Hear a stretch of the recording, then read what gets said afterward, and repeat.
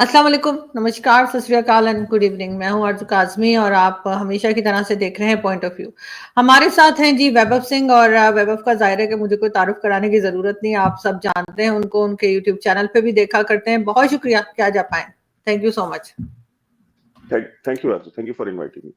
Thank you. और वैभव, आप जिस तरीके से आप लोग पाकिस्तान को देखते हैं, आप हो गए और कई दूसरे लोग, तो ज़ाहिर है उससे हमें यहाँ पाकिस्तान में बैठकर ज़्यादा अच्छे से समझ आती है कि क्या हो रहा है। बलूचिस्तान की आपने देखा कि जो हालत है इस वक्त, और कई लोग ये भी कह रहे हैं, जिसमें मोहित पीरजादा की भी एक मैं देख रही थी एक क्लिप कई लोगों ने शेयर की थी जिसमें तिलक सर भी थे, तो वो कहते हैं कि जी दिल्ली के हिसाब से 30 से 35 सोल्जर्स मारे जा रहे हैं और ये लोग बता नहीं रहे। क्या वाकई में अभी तक आपको लगता है कि बलूचिस्तान में इसी तरीके से अटैक्स चल रहे हैं और पाकिस्तान की साइड पे जो फोर्सेस हैं वो इसी तरीके से जाने दे रहे हैं और पता नहीं लग रहा, छुपाया जा रहा है? देखिए, ये बात तो मैं दिसंबर से कर रहा हूँ और मैंने दिसंबर हम्म। से जो लोग डिफेंसिव ऑफेंस देखते हैं उसी के बाद तो मेरा चैनल भी हैक करा लिया था, जब हमने ग्राउंड की हमने वीडियोस और फुटेजेस जब दिखाई थी जो टीटीपी अटैक्स कर रही थी वहां पे, और बाजौड़ में और बन्नू में और इन इलाकों में, खैबर पख्तूनख्वा में। और उस समय से हम कह रहे थे, उस समय कह रहे थे कि ये प्रोपेगेंडा है। फिर हमने फरवरी से फिर हमने बलूचिस्तान का भी बताना शुरू किया कि बलूचिस्तान में किस तरह से जनवरी से टेम्परेचर हाई हुआ है। फिर हमने वहां की भी वीडियोस और फुटेजेस दिखाई। और अब तो यूट्यूब भी हमारे चैनल के पीछे पड़ गया है, डिफेंसिव ऑफेंस के पीछे। उन्होंने हमारे पिछले कम से कम 7-8 वीडियोस लगातार उन्होंने डिमोनेटाइज किए कि जी आप ये सारी चीजें दिखा रहे हैं। और मतलब आईएसपीआर ऐसा लग रहा है कि ओवर टाइम कर रही है रिपोर्ट करने में। वो इस चक्कर में उन्होंने अपना सलमान साहब वाला जो वीडियो था हमारा वो भी डिमोनेटाइज कर दिया। ठीक है कि जी ये एक कम्युनिटी के खिलाफ आप बात, मैंने अपील करी। और जो हमारा जो कस्टमर सपोर्ट में जो हमें एक बंदा मिला हुआ है, हमने उसको बताया कि यार अब इसमें कौन सा मतलब मैंने सही तो मैं और सलमान साहब बैठ के बात कर रहे हैं आपस में। ठीक है, तो इसमें क्या बात है कि इसको भी डिमोनेटाइज कर दिया। तो उन्होंने कहा जी इसमें एक कम्युनिटी के खिलाफ, पंजाबियों के खिलाफ बात की गई है। तो मैंने कहा यार सलमान साहब बात ही यही करते हैं, वो जिस चैनल पे भी जाते हैं वो तो और बात ही क्या करते हैं। वो शहजाद के चैनल पे उनके कुछ 1.6 मिलियन व्यूज है। मैंने कहा कि यार ये आप उस पे जाके देख ले, वो डिमोनेटाइज नहीं है। मैंने कहा आपका भी बताया, मैंने कहा आरसू के चैनल पे जाते हैं वो भी डिमोनेटाइज नहीं है। मैंने डिफेंसिव ऑफेंस में भी वही बात कर रहे हैं जहाँ पे डिमोनेटाइज कर दिया आपने। तो उन्होंने कहा कि नहीं तो ऐसा नहीं तो वैसा नहीं, आए बाएं शाएं कर रहे थे। तो बेसिकली पता है ना कि कहाँ से टारगेटिंग हो रही है। ठीक है, क्योंकि अगर वो प्रिंसिपल स्टैंड होता तो फिर हर जगह डिमोनेटाइज होता। ठीक है, सो ये हम दिसंबर से बता रहे हैं। और ये मोईद ने जो बात बताई है, जो उसने ऑपरेशन, जो उसने कहा कि सीआईए और आईएसआई का हमने वो जॉइंट ऑपरेशन किया है और पता नहीं क्या, वो वहां से बैठ के अमेरिका में ऑपरेशंस कर रहा है। कि जो एनआरआई तो नहीं, मतलब ओवरसीज पाकिस्तानी जो गए थे आपके आईएसआई चीफ से मिलने, और उन्होंने बताया कि 30 से 35 कैजुअलिटीज पाकिस्तान आर्मी की डेली हो रही हैं। 1000 बंदा जो है उनका वो एक महीने में मर रहा है। और ये बातें हम कह रहे थे तो पाकिस्तानी हमको कहते थे कि ये प्रोपेगेंडा कर रहे हैं। ठीक है, ये प्रोपेगेंडा कर रहे हैं, ऐसा कुछ नहीं है। अब बताइए, तो मतलब जो हम बात कर रहे थे डिफेंसिव ऑफेंस पे, आखिर उस बात के ऊपर मुहर लगी है ना। और ये मुहर किसी और ने नहीं, चीफ ऑफ आईएसआई ने लगाई है इस पे मुहर कि ऐसा है। तो अब क्या ये जो बार बार बोलते हैं, जो आपके ये जितने चट्टू बट्टू हैं आईएसआई के, जो आईएसपीआर के, जो आपकी मीडिया में बैठे हुए हैं या सोशल मीडिया पे प्रोपेगेंडा करते हैं, वो एक्सेप्ट करेंगे? वो माफी मांगेंगे? यही आप अपनी आवाम से झूठ बोल रहे हैं। ऐसे ही आप देख लीजिए, जब वहां पे सरेंडर हो रहा था ईस्ट पाकिस्तान में, जो अब बांग्लादेश है, तो उससे एक दिन पहले तक आपकी खबरें क्या छप रही थी डॉन में और बाकी अखबारों में? Victory on all fronts. मतलब आज विक्ट्री ऑन ऑल फ्रंट्स छप रहा है अखबार में, और कल सरेंडर हो रहा है वहां पे। यहया खान वहां पे बैठ करके जनरल अरोड़ा के साथ जो है सरेंडर डॉक्यूमेंट साइन कर रहा था। तो आवाम के साथ झूठ बोलने की तो रिवायत पुरानी है। तो हम तो जो बात कह रहे थे वो बात बिल्कुल सही थी, और हमको पता, और हमने एविडेंस दिए, हमने वीडियो फुटेजेस दिखाई थी। उसी के चक्कर में तो हम वो बर्न जो है वो झेल रहे हैं डिमोनेटाइजेशन का। कि हम, और हम इसलिए देखिए बड़ा आसान होता है कि हम जैसे सारे वीडियोस बना रहे हैं, हम भी वीडियो बना दें, मैं भी बैठ जाऊं और बोल दूं कि ये हो रहा है, वो हो रहा है, वो हो रहा है, लेकिन कोई सपोर्टिव वीडियो, कोई सपोर्टिव एविडेंस ना लगाऊं डिमोनेटाइजेशन के डर से। तो जी पैसे भी आ जाएंगे, व्यूज आ जाएंगे, लेकिन आपकी बात को बैक करने के लिए कोई एविडेंस होना चाहिए। और ये जर्नलिज्म का या एनालिसिस का या कोई भी हो, उसके जो कहते हैं ना, जो बेसिक्स है ना, उसमें ये है कि आप कोई भी बात करें तो आपके पास शवाहिद होने चाहिए। सबूत के साथ बात करें, एविडेंस के साथ बात करें। ये रिवायत वहां नहीं है, लेकिन हम वो रिवायत निभाते हैं कि हम आपको दिखाते हैं कि जी ये अटैक हुआ है, ये उसकी फुटेज है, इतनी ये कैजुअलिटीज है, ये बंदे मरे हुए हैं पाक फौज के, ये सिपाही हैं, ये ऑफिसर्स हैं, ये उनके नाम है, ये उनकी तस्वीरें हैं। तो हमने जिन जिन लोगों के नाम और तस्वीरें दिखाई है, कभी आईएसपीआर ने उसको डिनाई किया? और अगर वो जिंदा होते तो आपको लगता है कि वो आईएसपीआर अगले दिन नहीं आ जाती, या सोशल मीडिया पे ही वो नहीं रिलीज कर देती कि देखिए ये तो हमारा ऑफिसर जिंदा है, ये मरे कहाँ पे? लेकिन वो काम वो नहीं करते। इसलिए नहीं करते बिकॉज है नहीं तो कहां से दिखाएंगे। ये सारी की सारी देखिए पुरानी इनकी रिवायत है, और ये कैजुअलिटीज ये फेस कर रहे हैं। और मैं अगले 2 महीने ना ये मानता हूं कि पाकिस्तान में बहुत बड़ा चेंज होगा। आप मेरी ये बात नोट कर लीजिए, 2 से 3 महीने के अंदर या तो फौज के अंदर जो है रजीम चेंज होगा, या मार्शल लॉ लग जाए, या इनके जो गवर्नमेंट है ये गवर्नमेंट गिर जाएगी, कुछ कुछ भी हो सकता है, ठीक है। बट कोई बहुत बड़ा चेंज अगले 2-3 महीने के अंदर होगा। और इमरान खान, जिससे कि अब ये एनआरओ मांग रहे हैं, और ये मैं आपको बता रहा हूं कि आसिम मुनीर, पाकिस्तान की फौज इमरान खान से एनआरओ मांग रही है, और वो इनको एनआरओ नहीं दे रहा। वो इसको रोज डीले ऑफर कर रहे हैं कि आ जाओ, ये मत बोलना, वो मत बोलना, ये मत करना, वो मत करना।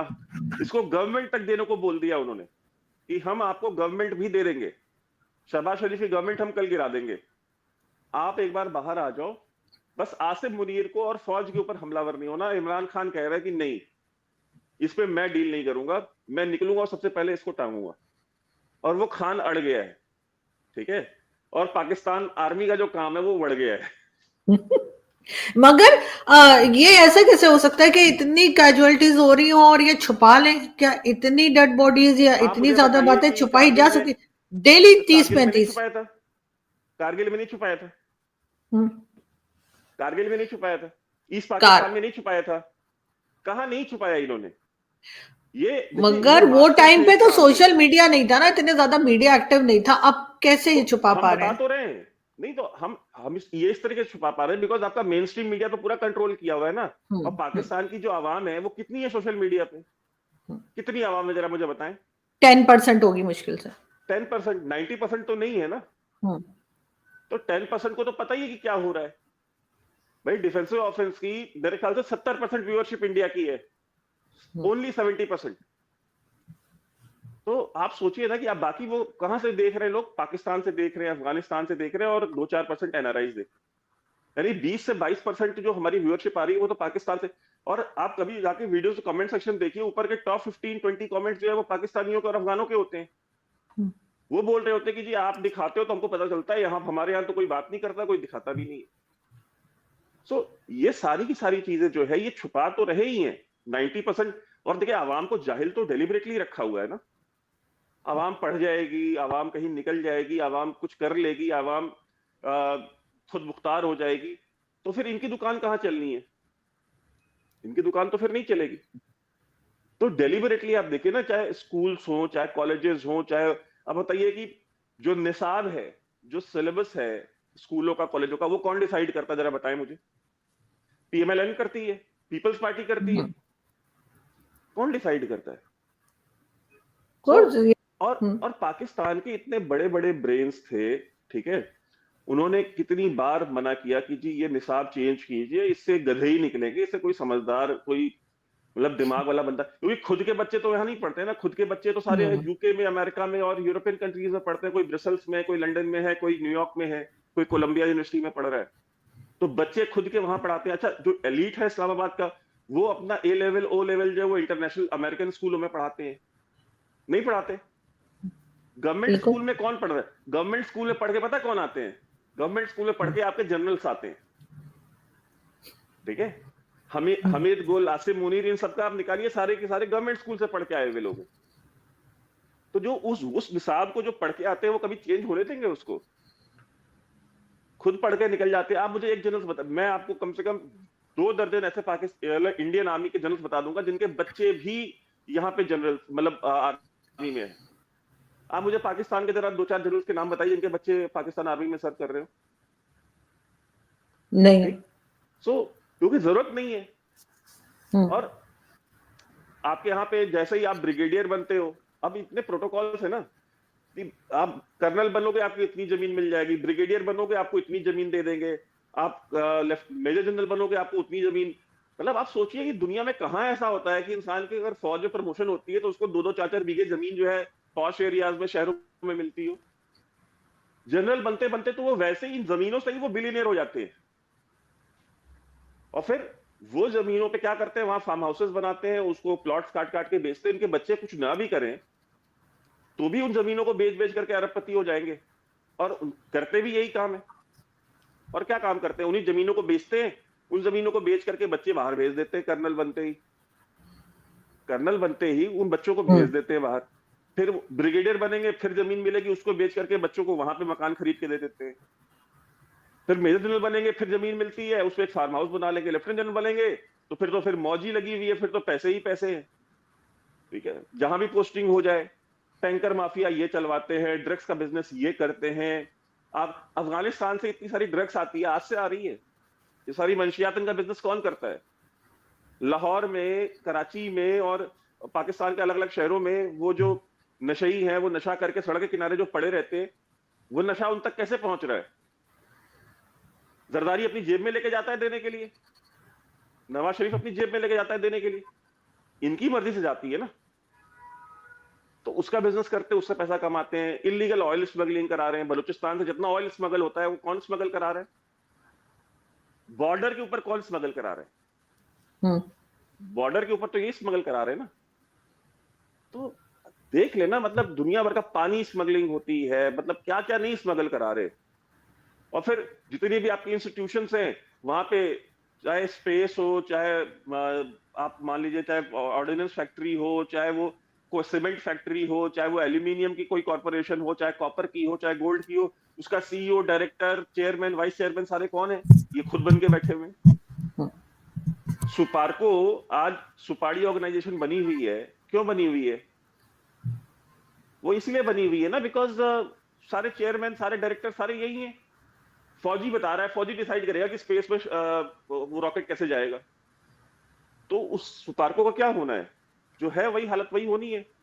तो ये जो सिविलियन गवर्नमेंट आती है, ये इनको रोकती क्यों नहीं है? इनको इनकी जगह पे क्यों नहीं रखती कि आपकी बस यहीं तक ड्यूटी है, आपकी लिमिट्स यहीं तक है?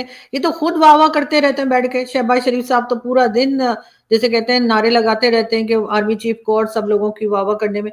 तो ये क्यों अपने आप को नहीं समझते कि वो इनके अंडर है, वजह से ये उनके अंडर हो जाते हैं?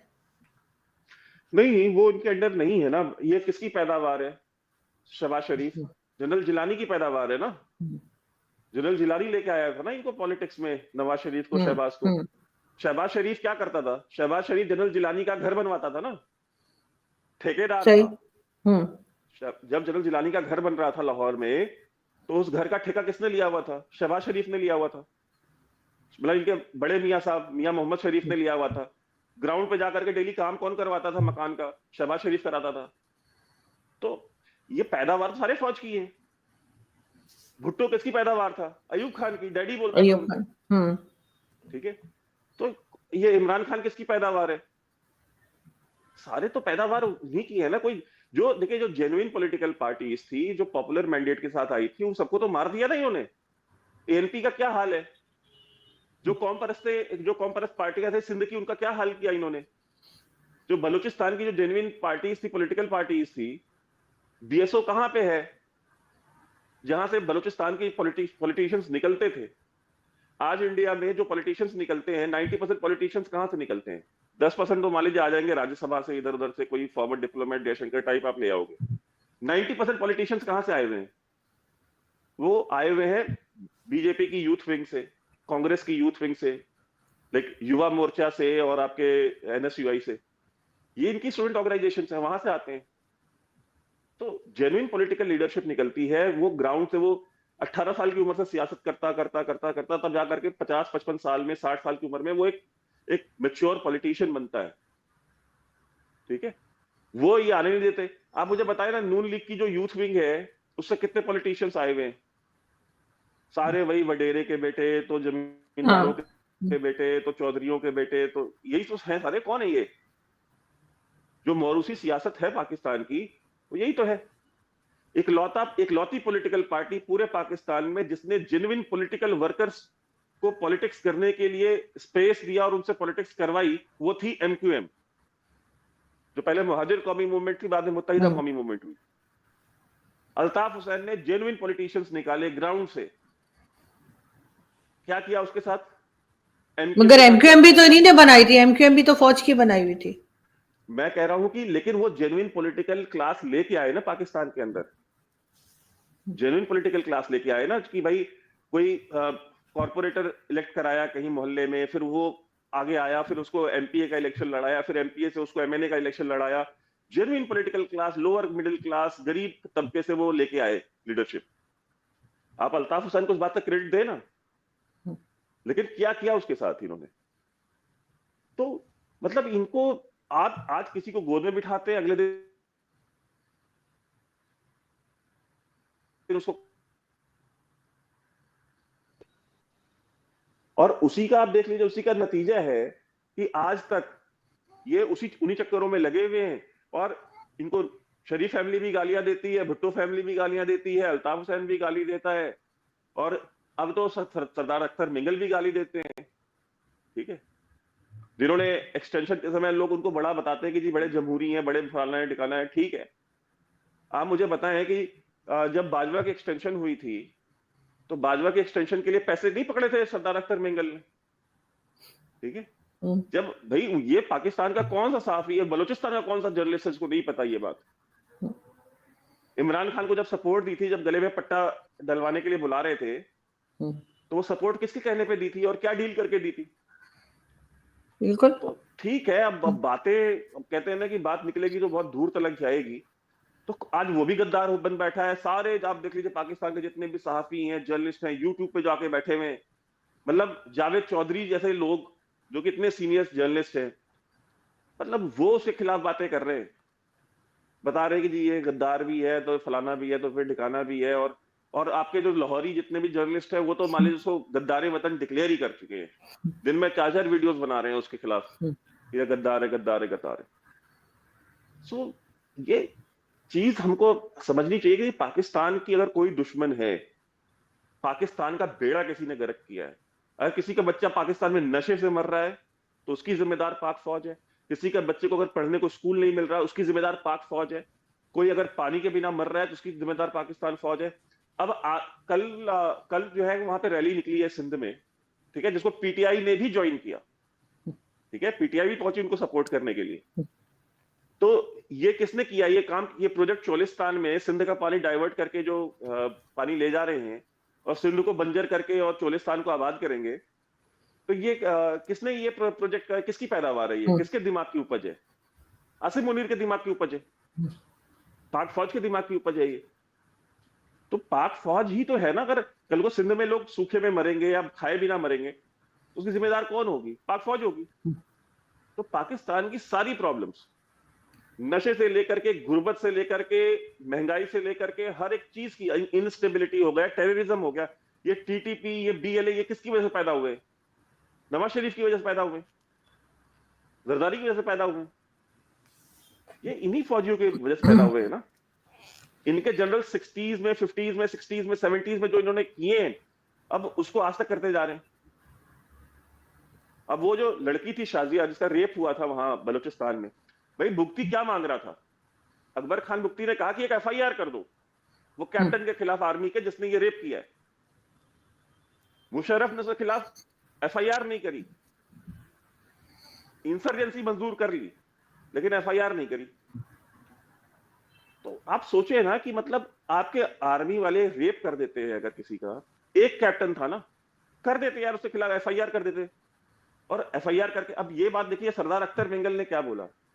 सरदार अख्तर मिंगल ने भी नहीं, एक आपके यहाँ पे फीमेल जर्नलिस्ट हैं, उनका मुझे अभी नाम नहीं याद आ रहा, काफी सीनियर है, वो किताब किसने लिखी थी, कहानी बड़े घर की? ये आसमा शिराजी की बात कर रहे हैं? आसमा शिराजी। मैं उनको सुन रहा था, जावेद चौधरी का प्रोग्राम सुन रहा था, और भी कुछ लोगों के प्लेस सुन रहा था। वो कह रहे, और सोचिए वो एक as a female, as a woman, वो ये कह रही है कि जी एफआईआर कर देते, इंक्वायरी तो आपके हाथ में थी। बिल्कुल। और ये बातें मैंने बड़ी लोगों के, आपके यहाँ बड़े सीनियर जर्नलिस्ट को भी ये बोलते हुए सुना है उनके प्रोग्राम्स में। आई एम नॉट श्योर कि आसमा ने ये बात कही थी, क्योंकि बहुत सारे सीनियर जर्नलिस्ट के मैंने सुना था, जावेद चौधरी भी उनमें से एक थे, कि एफआईआर कर देते, इंक्वायरी तो आपके हाथ में थी। अब आप बताएं। अब आसमा शिराजी उन्होंने या रेप किया नसीम है। जहरा में से किसी ने किया होगा, लेकिन कैसे करेंगे? हाँ, ये तो अभी भी अपने अपने लोगों को कुछ नहीं कहते, सिर्फ सिविलियंस के ऊपर ही इनका जोर चलता है। मैं वही कह रहा हूं ना कि आप सोचे कि वहां पे जब आपके यहाँ का जो इंटेलेक्चुअल क्लास है, जो सहाफी हैं, वो ये कहते हैं, यार एफआईआर ही तो कह रहा था ना मुक्ति एक करने को, एफआईआर कर देते, इंक्वायरी तो हाँ तुम्हारे हाथ में थी, इंक्वायरी में उसको बरी कर देते। हाँ ठीक है। यानी कि बलोच, अच्छा वो लड़की भी अच्छा वो बोलती क्या कि वो लड़की भी बलोच नहीं थी, वो कराची की थी। अरे वो कहीं की भी, वो पाकिस्तानी नहीं थी क्या? हाँ। यानी कि सरदार, मतलब नवाब अकबर खान बुख्ती को इतना था कि यार कराची की ही लड़की क्यों ना हो, अगर हम बलूचिस्तान में उसके खिलाफ रेप हुआ है तो इस चीज पे वो ऑफेंड हुआ, उसने उसको अपनी गैरत पे लिया कि बलूचिस्तान में एक औरत की जो है वो इज्जत लूट ली गई। लेकिन आपका आर्गुमेंट ये कि वो तो बलोच भी नहीं थी, वो तो कराची की थी, तो कराची की थी तो उसका रेप जायज है। मतलब किस किस तरीके की बातें करते हैं ये। तो पाकिस्तान की ट्रेजेडी यही है कि आप लोग, मतलब पाक फौज जो है वो इंसर्जेंसी मंजूर कर लेगी, सब कुछ कर लेगी, बलोच औरतें हो, पश्तून औरतें हो, सिंधी नेशनलिस्ट जो हो उनकी औरतें हो, हिंदू तो खैर किसी खाते में ही नहीं आते, माइनॉरिटीज जो है वहां पे। तो आप सोचे क्या क्या हरकतें करते हैं उनके साथ ये। उसके बाद कहेंगे जी रॉ ने साजिश कर दी है, तो जी सीआईए लग गई है पीछे, तो जी यूएई नहीं चाहता कि ये जो हमारा ग्वादर का पोर्ट है ये कामयाब हो जाए। यार यूएई के पास टाइम है तुम्हारे जैसे फुकरों को और भिखारियों को जो है टाइम देने का और सोचने का बैठ के कि यार ग्वादर पोर्ट बन गया, उनको पता है कि तुम कितने नाअहल हो, उनको तुम्हारे इनकॉम्पिटेंस का पता है, उनको पता है ये ग्वादर पोर्ट बन भी गया तो भी चलाना इनके बस की नहीं है, ये चला नहीं पाएंगे, क्योंकि खैर वो तो आपके अभी पास बनता जो हुआ भी इदारे हैं, दिखाई आप, नहीं दे। मैं कह रहा हूं आपके पास बनता जो हुआ ही इदारे दिखाई। हैं उनमें से जी। कौन सा इदारा आप चला ले रहे हो, जरा मुझे बता दो ना। कचरा फेंकने तक का तो का जो ऑर्गेनाइजेशन है वो तो आपसे चल नहीं रही, हम्म। उसको आपने उठा करके तुर्की की गवर्नमेंट को दिया हुआ है कि जी हमारे कराची का कचरा जो है वो तुर्की गवर्नमेंट आके वहां की कंपनी उठाएगी। कचरा आपसे मैनेज नहीं होता अपने शहरों का। आप ग्वादर पोर्ट जो है यूएई आपसे जेलस होगा जी। जी यूएई जो है वो बड़ा हमारे पीछे पड़ा हुआ है। सीआईए की जी सीआईए जो है वो कर रही है हमारे खिलाफ साजिश। तो सीआईए आपके खिलाफ साजिश कर रही होती तो आपका ये हाल होता। सीआईए का जितना बजट है और सीआईए के पास जितना पैसा है और उसके पास जितना माइट है, आपने 2 दिन सरवाइव नहीं करना अगर सीआईए ने आपके खिलाफ साजिश शुरू कर दी तो। आप कहते हो जी रा साजिश कर रही है। रा ने जब लास्ट टाइम साजिश करी थी तो आपका हाल क्या हुआ था आप देख लीजिए। तो रॉ आपके खिलाफ क्यों साजिश करेगी? भाई आप तो सेल्फ इमोलेशन मोड में हो ना, आप खुद को आग लगाने के चक्कर में लगे हुए हो। इमरान खान को रा ने कहा था कि आप जेल में डाल दो। ये चोलिस्तान का देखिए, प्रोजेक्ट रा ने कहा था कि आप चोलिस्तान का प्रोजेक्ट शुरू करो, सिंध का पानी जो है घुमा करके चोलिस्तान ले जाओ, सिंध का पानी लेके। आपको ये बलोचों को गोली मारने के लिए आपको रा ने कहा था, पश्तूनों के खिलाफ ऑपरेशन करने के लिए आपको रा ने कहा था। ऑपरेशन शेरदिल, ऑपरेशन रद्दुल फसाद, ऑपरेशन राहे रास्त, ऑपरेशन जरबे अज़्म, ये दुनिया भर का ऑपरेशन रा ने कहा था। कराची में ऑपरेशन करने को रा ने कहा था आपको, राहिल शरीफ को। क्या बातें करते हैं जी, रा रा रा रा। यार आप खुद देखें कि आप अपने बंदों को आप खुद मारते हो, अपनी आवाम के ऊपर जुल्म आप कर रहे हो, उनके हुकूक आप सलब कर रहे हो। इल्जाम आपको, आपने कुछ नहीं करना जी, रा कर रही है तो जी सीआईए कर रही है। अच्छा पहले एनडीएस थी कि रा एनडीएस के साथ मिलकर कर रही है, अब तो एनडीएस नहीं है, अब तो 7 काउंसुलेट नहीं है अफगानिस्तान में। अब कौन कर रहा है? कभी पूछे ना जाकर के, ये जो आपके यहाँ जनरल्स आते आके चैनल पे 10 साल तक लगातार 15 साल तक बोलते रहे कि जी रा के 7 काउंसुलेट, जो कि 7 कभी भी नहीं थे, ये 7 काउंसुलेट हैं और यहाँ पे एनडीएस बैठ करके रा के साथ मिलकर के ये सारे काम कर रही है। तो अब तो एनडीएस भी नहीं रही, अब तो अशरफ गनी भी नहीं रहा, अब तो अमरुल्ला साले भी चला गया, वो कहाँ है भगवान ही जाने। तो अब तो कोई भी नहीं है, तो अब कौन कर रहा है? पूछे मगर तो। ये मगर ये वैभव, ये उनसे डॉक्टर मारंग बलोच से भी बहुत डरे हुए, तरह तरह के उनके ऊपर जो एलिगेशन लगाए जा रहे हैं, बहुत ही थर्ड क्लास किस्म के। चले मैं कहता हूँ जी, महरंग बलोच जो है वो, महरंग बलोच कहाँ गई थी आप मुझे बताइए प्रोटेस्ट करने? इस्लामाबाद गई थी ना। हम्म। हम्म। पाकिस्तान के कॉन्स्टिट्यूशन के अंदर में वो अपना हक मांग रही थी ना। बिल्कुल। अगर वो कॉन्स्टिट्यूशन में बिलीव नहीं करती, पाकिस्तान की रियासत में बिलीव ना करती, तो वो इस्लामाबाद क्यों जाती? जो प्रेस क्लब ऑफ जो प्रेस क्लब के सामने जाके बैठते हैं वहां इस्लामाबाद में, वो लोग हैं ना जो आपके आईन को मानते हैं, आपकी रियासत को मानते हैं, आपकी एग्जिस्टेंस को मानते हैं, वही ना बैठे। जो नहीं मानते वो तो पहाड़ों पे हैं। अगर महरंग बलोच शरी बलोच की तरह होती तो जाकर कराची में फट गई होती ना।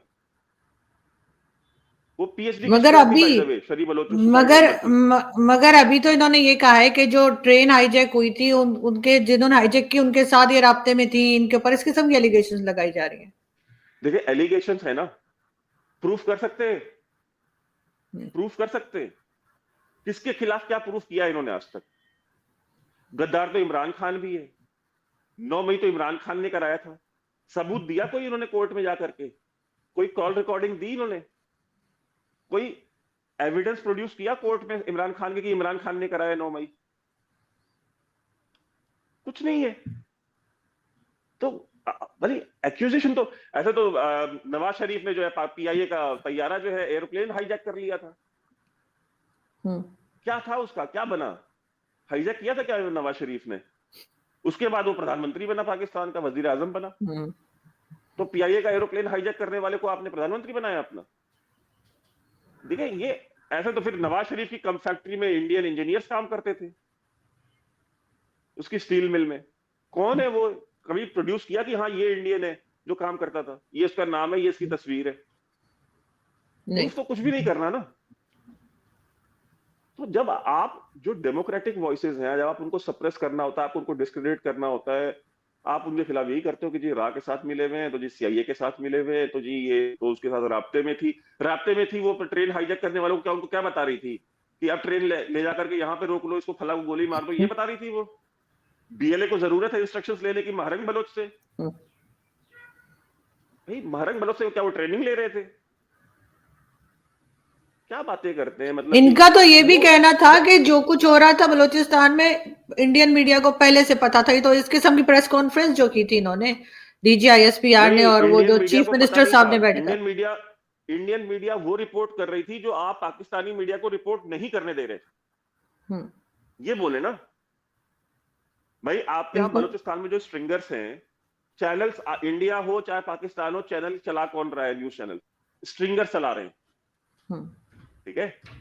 जो ग्राउंड से खबरें बेचते हैं अलग अलग चैनल्स को, हम्म, फुटेजेस बेचते हैं, स्ट्रिंगर हटा दीजिए, कोई चैनल चल नहीं सकता। वो जमाना चला गया जब हर चैनल के ग्राउंड रिपोर्टर्स हर जगह पे हुआ करते थे। हम्म, तो वो जो स्ट्रिंगर्स है भाई, वो तो खबरें सबको दे रहे हैं ना। वो तो जो बायर है, अगर मैं खरीदने को तैयार हूं, मुझे बेच देंगे। हम्म। तो ये बातें करें ना कि आप जो रिपोर्ट नहीं करने दे रहे थे वो रिपोर्ट कर रहे थे। क्या ट्रेन हाईजैक होने से पहले किसी इंडियन मीडिया ने ये खबर दे दी थी कि ट्रेन हाईजैक होने वाली है? वो तो किसी नहीं। ने, आपने खबर दबा रखी थी, इंडियन मीडिया जो है वो खबर दबा नहीं रहा था। यह फर्क है। आप कह देंगे जी इनको पहले से पता था। क्या पता था? मुझे एक चीज बताएं तो सही। देखिए इनका क्या है ना, इनका है शूट एंड स्कूट। मतलब किसी के ऊपर कीचड़ फेंको और भागो, साबित कुछ नहीं करना, प्रूफ कुछ नहीं देना, एविडेंस कुछ नहीं देना। वही आपके यहाँ पे बहुत सारे साफी है, मैं क्या किसी का नाम लूं, वो मतीउल्लाह जान का ही ले ले। मतीउल्लाह जान पीआईए इसमें आपके पीटीवी में थे, करियर उन्होंने अपना पीटीवी से शुरू किया था। हम्म, तो पीटीवी में जब प्लेन हाईजैक हुआ, प्लेन हाईजैक होकर नेपाल से जब इंडियन एयरलाइन का जब अफगानिस्तान गया, कंधार गया, उसको लेकर के जो इंडिया में नैरेटिव था उसको डिफ्यूज करने मतीउल्लाह जान पहुंचे थे पीटीवी की तरफ से वहां काठमांडू। तब मतीउल्लाह जान बड़े अच्छे थे, ठीक है, बड़े लाडले थे। और आपको पता है पीटीवी में नौकरी किसकी लगती है, हम्म। ठीक है? आपकी नौकरी लग सकती है पीटीवी में? कभी नहीं। नहीं मुझे तो लगेगी, ऐसा गेस्ट भी नहीं ठीक है, बुलाएंगे। ठीक है। तो पीटीवी में थे तो बहुत अच्छे थे। अब फिर टाइम ऐसा आया कि मतीउल्लाह जान को उठाया भी इन्होंने, गायब भी किया। सो ये सारी की सारी आप देखें ना कि ये इनका काम पुरानी वारदात है, सेम वारदातें हैं। बस कहते हैं ना कि प्लेयर चेंज हो जाते हैं, गेम इनका वही है, वारदातें ये सेम डालते हैं। सिर्फ दूसरों के ऊपर कीचड़ उछालना, एक्यूजेशंस लगाना, आरोप लगाना, तोहमतें भेजना, जी फलाना ये। या तो उठाओ उसके खिलाफ केस चलाओ और कोर्ट में जाकर के एविडेंस दे दो, कोर्ट सजा दे देगी। मतलब कितना मुश्किल काम है। मुझे एक कन्विक्शन बताइए कि एक कन्विक्शन कराई हो इन्होंने, कोई एक बंदे को कन्विक्ट कराया हो। अब खान अब्दुल गफार खान से लेकर के मंजूर पश्तीन तक, ठीक है, खान ऑफ कलात से लेकर के आज अख्तर मिंगल तक, किसी के खिलाफ इन्होंने मुकदमा चला करके सिविल कोर्ट में, मिलिट्री कोर्ट में नहीं, सिविल कोर्ट में मुकदमा चला करके उसको जो है इन्होंने गिल्टी प्रूफ कराया हो। बस उठा लेना है, जेल में रखना है बादशाह खान को। ये तो मतलब उस इंसान को तो वैभव, ये तो कहते हैं कि जी मिसिंग पर्सन का इशू तो सारी दुनिया में, पाकिस्तान पे पता नहीं क्यों कहते रहते हैं। और उस दिन DGISPR कह रहे थे, कौन सी कंट्री दुनिया की ऐसी है जो मिसिंग पर्सन के लिए फौज को जिम्मेदार ठहराती है? तो कौन सी दुनिया में ऐसी कंट्री है जो अपने ही सिटीजन्स को उठा के गायब करती है? जरा ये भी बताते भाई। दुनिया में, इंडिया में अगर फौज की, अगर वो अख्तर मिंगल का मैं देख सुन रहा था, वो कह रहे थे और मैं I could completely relate with what he said. उन्होंने कहा कि भाई जैसे मैं हूं, अगर अभी यहाँ पे फौज की, इंडियन आर्मी की कोई गाड़ी गुजर जाए, या रात में मैं कहीं देर रात जा रहा हूँ 2 बजे 3 बजे, और मुझे फौज की गाड़ी कहीं खड़ी मिल जाए या चलती जाती हुई मिल जाए, तो मैं अपने आप को सेफ फील करूंगा। ठीक है कि जी फौजी है तो मैं सेफ हूं, कुछ हुआ तो मतलब फौजी है। ठीक है, पाकिस्तान में क्या है, सरदार अख्तर मिंगल ये कहते हैं कि अगर कहीं किसी गांव के ऊपर से अगर कोई हेलीकॉप्टर गुजर गया या किसी गांव के पास में कोई फौज की गाड़ी दिख गई, तो लोग सजदे में चले जाते हैं कि या अल्लाह, अभी अब कौन सी नई मुसीबत आने वाली है हमारे सर पे। कितना कॉन्ट्रास्ट है, सोचिए दोनों बातों में। बिल्कुल।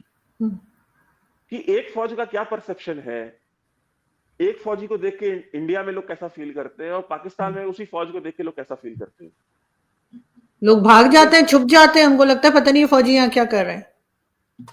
तो यही बात अख्तर मिंगल ने कही कि भाई कोई हेलीकॉप्टर दिख गया, या फौज की बस दिख गई, या ट्रक दिख गई, या कोई फौजी की गाड़ी दिख गई, या कोई फौजी दिख गया, तो लोग सजदे में चले जाते हैं डर के मारे।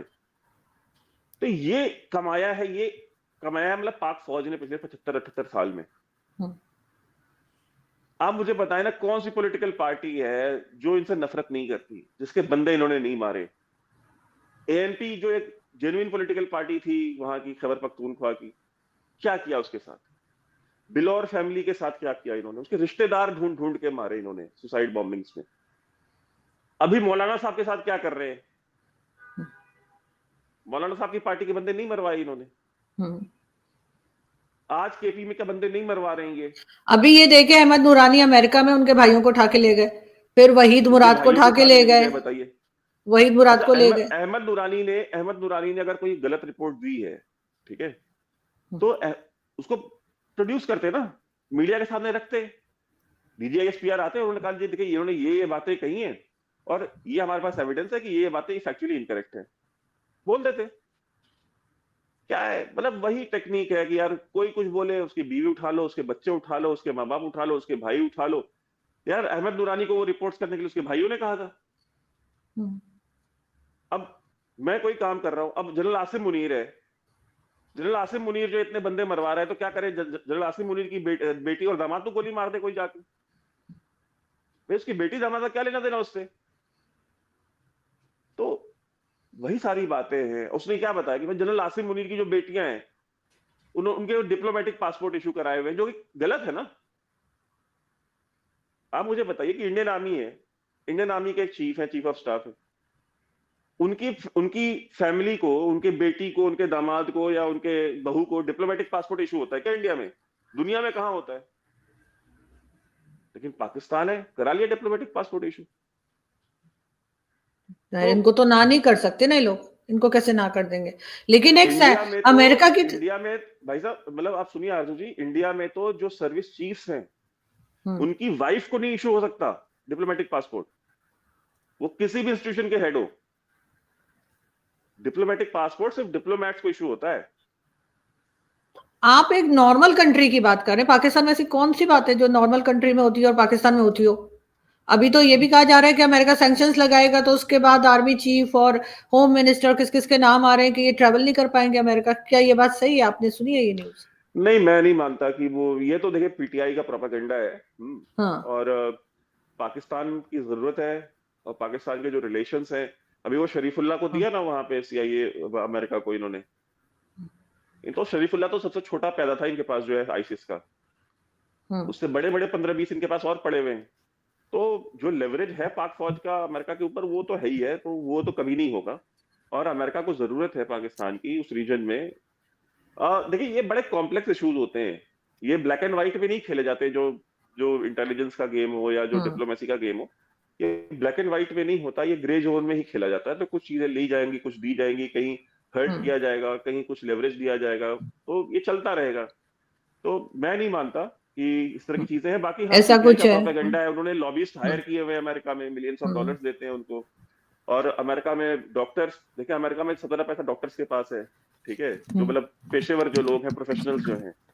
तो पाकिस्तान के तो डॉक्टर्स बहुत सारे हैं वहां अमेरिका में, उनके पास पैसा भी बहुत है, तो वो फंड करते हैं वहां पे। लॉबिंग फर्म उन्होंने हायर की, वो लॉबिंग फर्म जो है वो अपना काम कर रही है। वो कांग्रेसमैन, अच्छा अमेरिका में लॉबिंग लीगल भी है, तो वो अपना काम कर रहे हैं जी। खड़े होकर एक स्टेटमेंट दे देते हैं, उसके बदले में अगर उनको $500,000 या $100,000 मिल जा रहा है, जो सेनेटर है या जो कांग्रेसमैन है, तो क्यों नहीं बोल देगा? वो खड़ा कह देगा हाँ ये रिलीज इमरान खान, एक ट्वीट करना है, लो आगे जी $50,000, ठीक है। हाँ, तो वो करते रहते हैं, वो करते रहेंगे। तो पीटीआई का प्रोपेगेंडा यहाँ चलता रहेगा जी, बड़ा प्रेशर पड़ रहा है जी, एकदम दबे हुए हैं प्रेशर में अमेरिका के। लेकिन इनको टीटीपी भी तो बहुत टफ टाइम दे रही है केपीके में, वो भी इनसे तो मैं मैनेज तो नहीं हो कह रहा रहा। हूँ ना कि मैं तो देखिए टीटीपी में यही कहता हूँ कि होर चुपो, ठीक है। हाँ, हुड़ स्वाद आ रहे हैं तो होर चुपो। क्या करना है मतलब?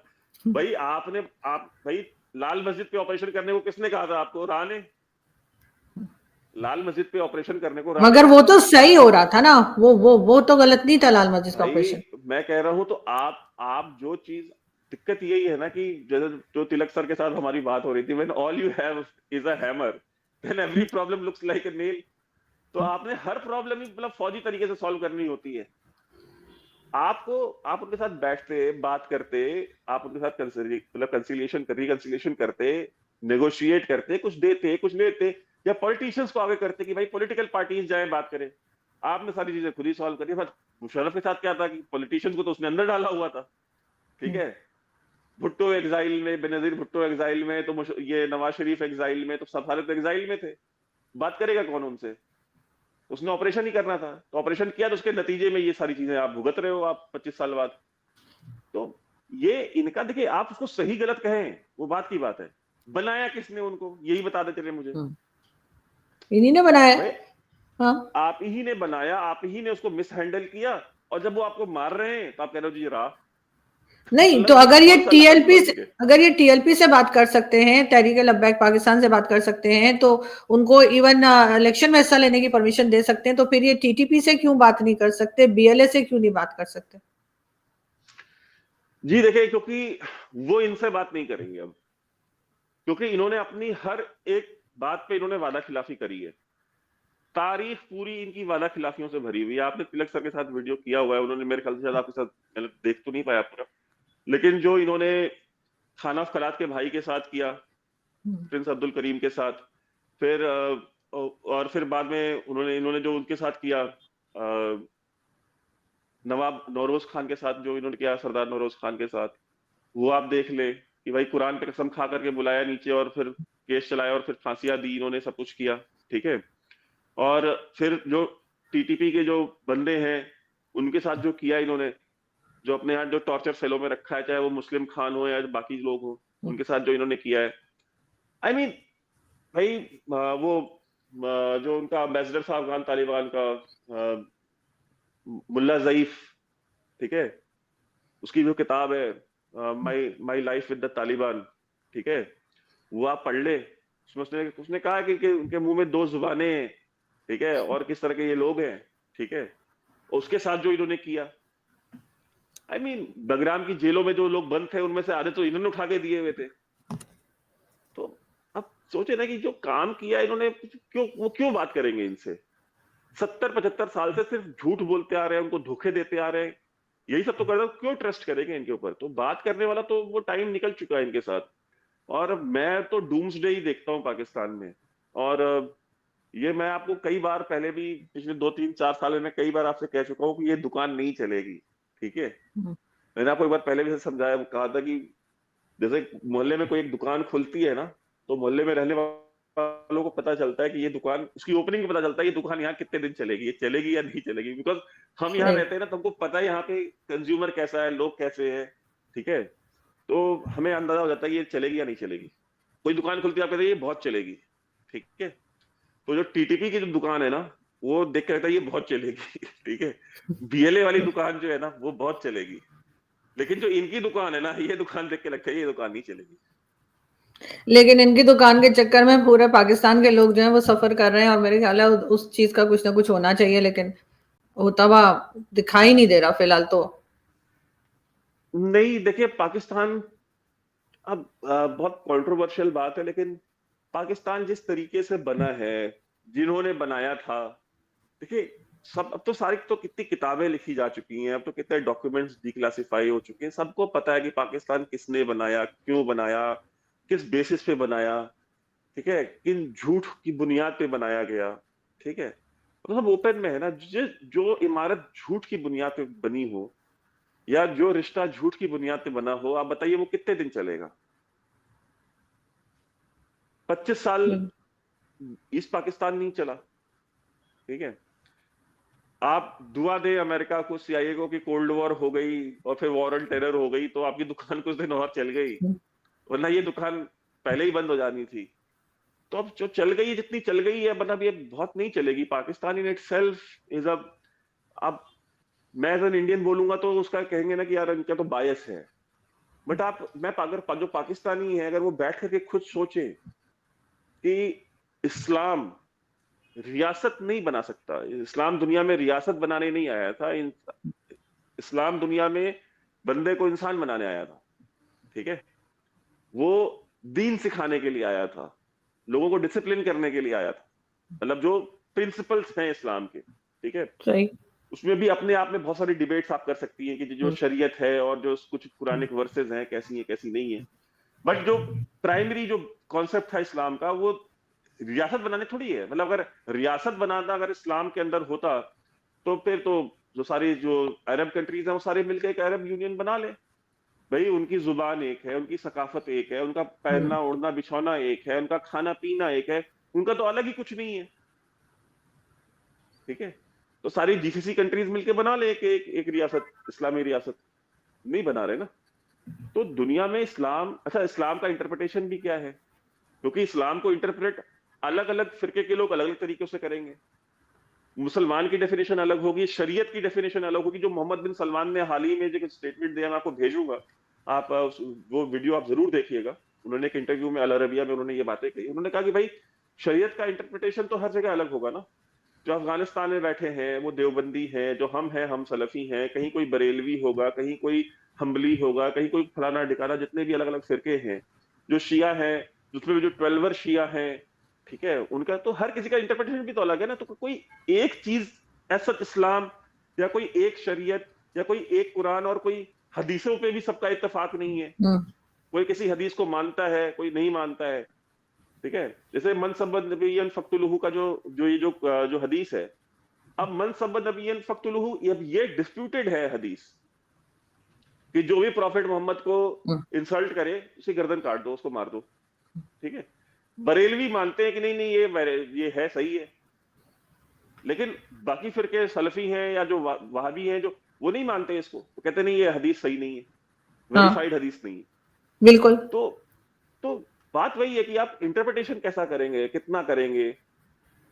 अब इनको क्या है कि, लेकिन आप बजिद हैं कि नहीं, इस्लामी रियासत, तेरा मेरा रिश्ता क्या ला इलाहा इल्लल्लाह। अगर तेरा मेरा रिश्ता क्या ला इलाहा इल्लल्लाह है, तो फिर ये सेम चीज दुबई में लागू क्यों नहीं होती, ये सऊदी वाले क्यों नहीं मानते, क्यों उठा करके मुसलमानों को वापस पाकिस्तान भेज रहे हैं कि यहाँ कहीं भीख मांगते हैं ये।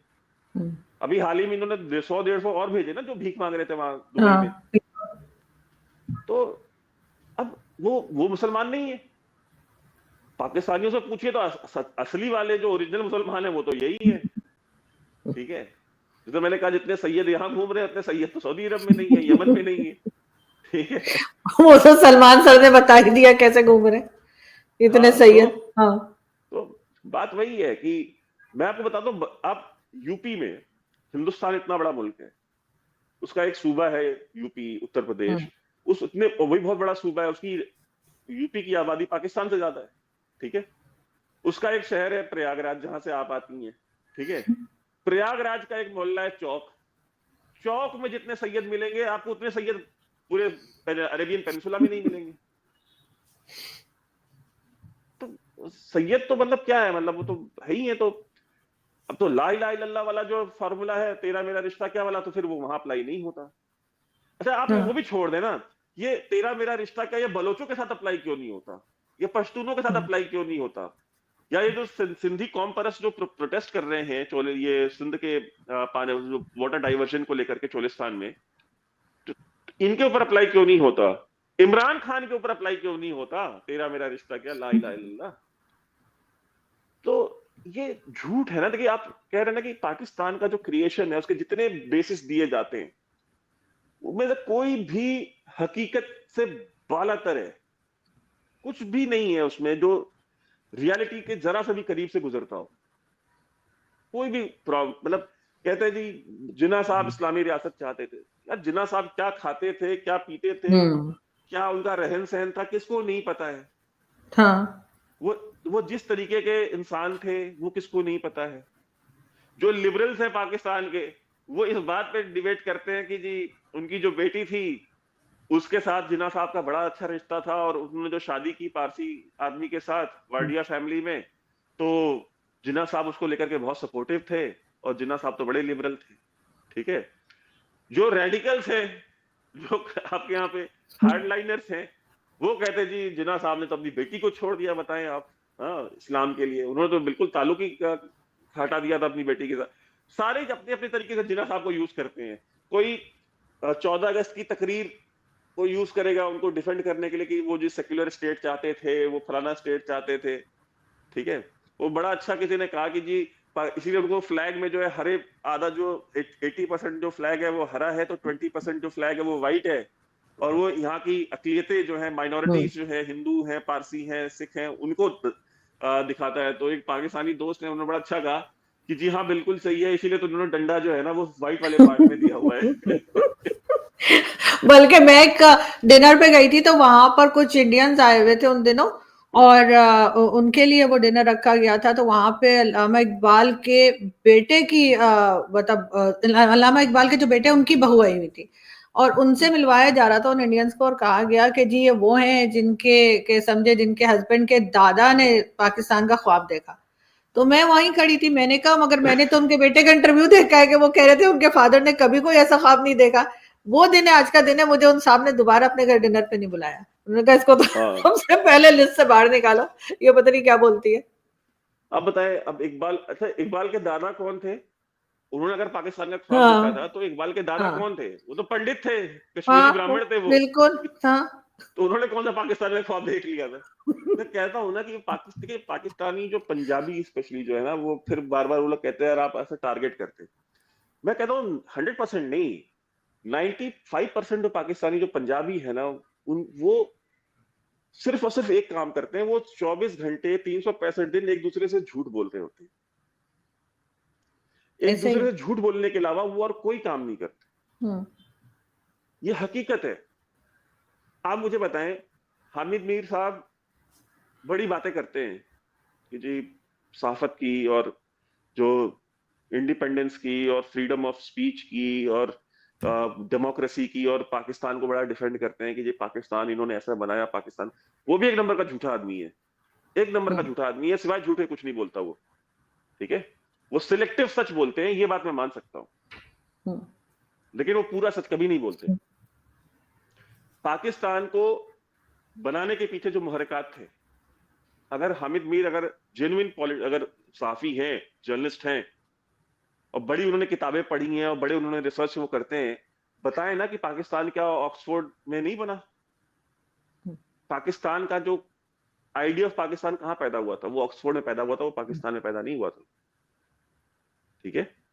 तो ठीक है, अब छोड़ दे, अब वो एक बहुत लंबा डिस्कशन है जो पाकिस्तान का। तो जो मैं आपको बस यही कहूंगा, जो आपने जो बात की थी कि पाकिस्तान तो कैसे सरवाइव करेगा, और बड़ी हमारे पाकिस्तानियों को दिक्कत होगी, पाकिस्तानियों को दिक्कत होगी, और पाकिस्तानियों को दिक्कत होगी, और तभी पाकिस्तान का जो समाधान है ना, जो सोल्यूशन है, वो तभी निकलेगा। वो थी ना आसमा जहांगीर, वो कहती थी कि हम्म, ये पाक फौज को कि जी ये कब्जा माफिया है और ये खाओ पियो पार्टी है और अपने बैरकों में जाओ और तुम्हारे बस की नहीं है ये सारे काम करना जो हम्म, सियासत में आप इंटरफेयर करते हो। मैं कहता हूं कि Pakistan is irreparable, hmm, Pakistan is beyond repair. आप मतलब पाकिस्तान का यहां से सर्वाइवल मुमकिन नहीं है। अब चीजें यहां से बद से बदतर ही होती जाएंगी और जो नतीजा निकलेगा वो नतीजा क्या होगा उसके ऊपर बैठ करके रिसर्च हो सकती है, उसके ऊपर बैठ के डिबेट हो सकती है, हम्म। आर्गुमेंट्स हो सकते हैं। बट जैसे मैंने कहा ना ये दुकान नहीं चलेगी। तो जब पाकिस्तान बना था ना तो उस दुकान के ऊपर भी लिखा हुआ था कि ये दुकान नहीं चलेगी।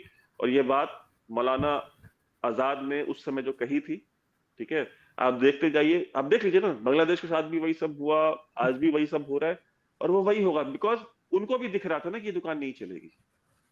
ऐसे ही है, लेकिन इनको बहरहाल समझने में बहुत टाइम लग गया और अब जो हालत है वो देखकर यही लग रहा है कि इधर कुछ नहीं हो सकता, ये दुकान जो है चलती हुई यार दिखाई नहीं दे रही। आसिफ गफूर बड़ी बड़ी बातें करते थे, ठीक है, हम्म, हालांकि राजपूत हैं वहां पंजाब के, ठीक है, वो आसिफ गफूर क्या कहा करते थे कि जी आप ये कहते हैं कि आप इनको लिटा देंगे, हम ये कर देंगे। आप लिटा सकते हैं फौज को? आप फौज को लिटा नहीं सकते। योर टाइम इज अप, यही बोलते थे ना, उन्होंने बड़ा तारीखी सही। जुमला बोला था, your time is up. Hmm, whose time is up? Whose time is up? लिटाया हुआ है कि नहीं लिटाया हुआ है? आईएसआई चीफ वही कह रहे हैं ना कि हमारे 1000 बंदे हर महीने मर रहे हैं, 35 हम्म, कैजुअलिटीज डेली हो रही है ऑन एन एवरेज। तो किसने लिटाया हुआ है? उसी टीटीपी ने लिटाया हुआ है ना, उसी बीएलएन ने लिटाया हुआ है। तो आसिफ गफूर को कोई ढूंढे और ढूंढ करके जरा बात करे और जरा उनसे पूछे कि सर आप तो कहते थे कि आप रियासत को लिटा नहीं सकते, सबने लिटाया हुआ है, ठीक है, बीएलए ने भी लिटाया हुआ है, टीटीपी भी लिटाया हुआ है, खान ने भी लिटाया हुआ है आपको। रोज पहुंचते हैं कि जी एनआरओ दे दें, एनआरओ दे दें, फौज को एनआरओ अब खान दे रहा है, तो उससे एनआरओ मांग रहे हैं। तो वही कहते हैं ना, बड़ी बातें करना, बड़के मारना हम्म। और जी असीता या कर देंगे वाह कर देंगे, तो वो ठीक है, वो करते रहिए। मगर इन बड़े ऊंचे लेवल के जो जर्नल्स इनके चक्कर में वो बेचारे जो आम सिपाही है, जान तो वो दे रहे हैं, इन्हें तो कोई फर्क नहीं पड़ रहा, ये बैठे हैं अपने तो तो अपनी उन सिपाहियों सल्तनत को लेके। भाई, अगर आपने वो सुना हो जो तकरीर, जो खिताब हम्म, पाकिस्तानी आवाम के साथ आपके टीटीपी के सरबराह ने किया है, ठीक है, नूर वली महसूद ने, तो आप हम्म। सुने ना, उसमें उन्होंने क्या कहा है? उन्होंने यही कहा है ना, पाक फौज जो फौजी है, आम फौजी है, कि भाई आप जब रात में सोने जाते हैं तो आप सोचिए ना कि आप किसके खिलाफ जंग कर रहे हैं, आप किसको मारने जा रहे हैं, ठीक है। इन मोटे जर्नैलों को जो कि दुनिया की रंगीनियों में खोए हुए हैं, ठीक है, ऐशो आराम में जो है ये अपना मकसद भूल गए हैं, इस्लाम को भूल गए हैं, तो ये आप मारने के लिए किसको भेज रहे हैं? अपने मुसलमान भाइयों को मारने को भेजते हैं ना आपको, चाहे खैबर पख्तूनख्वा में, चाहे बलूचिस्तान में। वो तो यही कह रहा था। तो ये तो वो भी उन्हीं आम सिपाहियों से पूछ रहा है। तो ये सवाल जो आप मुझसे कर रही हैं, आपको सवाल उन आम फौजियों से, उन जवानों से पूछना चाहिए ना कि यार आप मार भी अपने मुसलमानों को ही रहे हैं और मर भी उन्हीं मुसलमानों के हाथों से ही रहे हैं। तो क्या मतलब, क्या हासिल क्या हो रहा है आपको? हाँ, मगर क्या करें, इसलिए कि ये टीटीपी वाले भी तो रुकने पे नहीं आ रहे ना, ये भी तो जिस तरीके से अटैक कर रहे हैं तो जवाब तो देना पड़ेगा ऐसे, या बातचीत करनी पड़ेगी, कुछ तो करना पड़ेगा। ऐसे बैठ के देखा तो नहीं जा सकता कि ये बोलेंगे देखिए हम मका फाते अमल है। इस्लामाबाद तक पहुंच जाएंगे और हम अरगला पहाड़ी तक आ जाएंगे, वो तो नहीं हो सकता ना। नहीं नहीं, मका फाते अमल है ना, आपने जो बोया है आपको हाँ, काटना तो पड़ेगा ही, हम्म, ठीक है। आपने फसल लगाई थी, वो फसल उगी है, काटिए आप। उसका जो कॉस्ट होगा कटिंग का आपको ही पे करना पड़ेगा, ठीक है। बिल्कुल। उसको काटिए और उसको काट करके उसके जो उसकी जो कॉस्ट है वो पे कीजिए। जब हम्म, तक अफगानों को मरवा रहे थे, जब तक इंडिया में हिंदुस्तानियों को मरवा रहे थे, तब तक तो बड़ा मजा आ रहा था आपको। जब तक आप सिंधी नेशनलिस्ट की लाशें जो है मार करके हम्म, अंदरून सिंध में आप सड़कों पे फेंक रहे थे, जीए सिंध मूवमेंट के लोगों को, आपने उनसे तो बात नहीं की जो आपसे बात कर सकते थे। आपने जब उनसे बात नहीं की जिनसे बात हो सकती थी, आपने उनको भी आगे लगाया हुआ था, ठीक है, आपने उनके ऊपर गोलियां चलाई। तो अब इनसे अब इनसे आप बात करना चाहते हैं, कहते हैं जी जो बात करने वाले थे तो सारे फौत हो गए। उनके कंट्रोल में नहीं आ रहे तो क्या करें, तो सोचते हैं दोस्ती ही कर लें, ऐसा ही है। बहुत शुक्रिया वैभव कि आज आपने ज्वाइन किया, और हमेशा की तरह बहुत सी थैंक चीजें जो है वो ज़ाहिर है लोग समझेंगे आपकी बातों से। बहुत शुक्रिया, thank you so much, thank you.